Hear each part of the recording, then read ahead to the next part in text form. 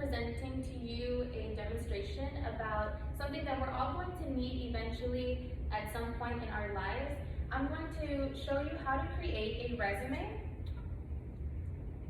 So for those who don't know what a resume is a summary about yourself. It's pretty much documenting and stating all of your accomplishments, your work experiences, any skills you may have accomplished throughout the years, amongst other things.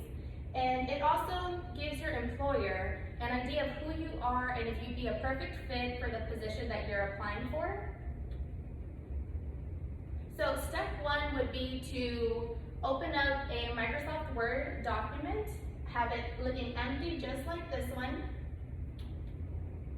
And the first thing you want to do is create the header, which would be your name and your address, your email, and a phone number. The reason you want to add your address, email, and phone number is because your employer wants to know how to contact you, whether that be through them sending you something in the mail, a text message, a phone call, or something via email. Always keep in mind to put your name at the very top on the line on its own, and make sure it is bolded and also larger than your other fonts. Step 3 would be to add your education. So as you can see, I have put your high school name, college name, and university name. Always include the names of your institutions that you're going to and the time that you attended there.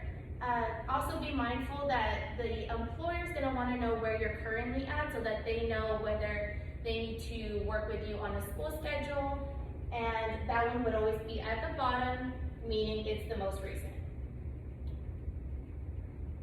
Step 4 is work experiences.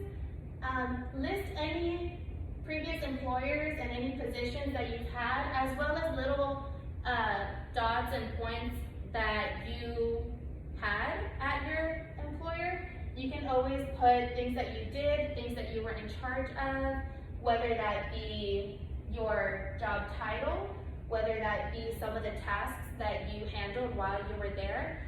And always keep it relevant to the potential position that you're going for. And what I mean by this is, if you are applying for a chef position at a restaurant, don't include anything that you did that was, let's say, technology related, that was customer service related. They want to see more any experiences that you have of cooking, and yeah, just keep it relevant to your current position that you are applying for.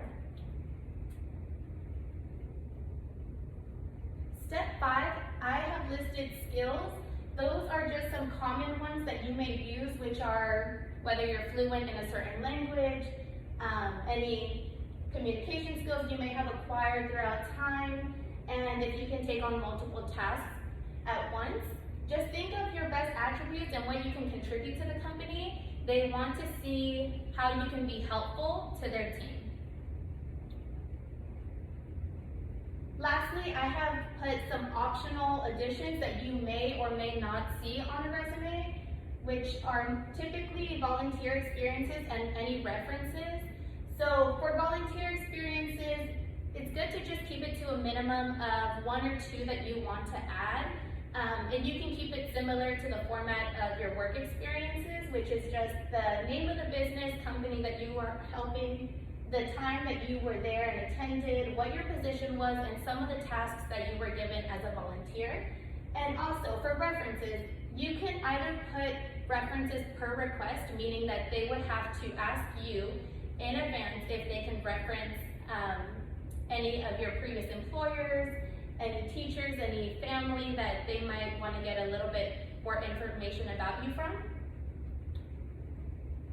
And lastly, I want to open the floor to my audience. If you have any questions or comments about my presentation about how to demonstrate creating a resume, now's the time. Does anyone have any questions or comments? How long does it take to do a resume? Normally, it should take about, if you really want to get it very detailed, it should take about 30 minutes to an hour. For my examples up here, it took me about 30 minutes, just speaking on my personal work experiences, volunteer experiences, so it could vary. It just depends on the person and their experiences. Does the length of the resume matter? It should not matter. I try to keep mine to 1 page, just so it's easy when you show the employer. They have it all listed on 1 page, but it should not matter wherever you're applying to. Okay, thank you so much for your time. Thank you for being a great audience. Thank you so much.